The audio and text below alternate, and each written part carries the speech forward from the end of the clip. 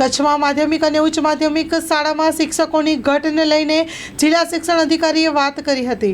આપણે માધ્યમિક અને ઉચ્ચતર માધ્યમિકની વાત કરીએ તો કચ્છ જિલ્લાના અંદર જે શિક્ષકોની ઘટ હતી એના અંદર બીજું સત્ર શરૂ થતાં પ્રથમ સત્ર શરૂ થતાં જે અગાઉના સત્રના અંદર જે જ્ઞાન સહાયક તરીકે માધ્યમિક અને ઉચ્ચતર માધ્યમિકમાં ફરજ બજાવતા હતા એ તમામનો કરાર એ અમે રિન્યૂ કરેલો છે। એટલે અત્યારે હાલ આ યોજના તળે જ્ઞાન સહાયકો કામ કરી રહ્યા છે। અત્યારે સરકારશ્રી તરફથી સૂચના મળી એ રીતે રાજ્ય સરકાર દ્વારા ટૂંક જ સમયના અંદર શિક્ષકોની ભરતીનું આયોજન થઈ રહ્યું છે અને લગભગ આખા રાજ્યના અંદર 6 થી 7 હજાર શિક્ષકોની ભરતી થશે અને એના અંદર આપણે કચ્છ જિલ્લાના અંદર પણ અમે અહીંથી અમારા રજિસ્ટરો પણ કમ્પ્લીટ કરી દીધા છે, એની તારીખો બની ગઈ છે અને અત્યારે અમે જગ્યાઓ એ કમ્પ્લીટ કરી રહ્યા છીએ।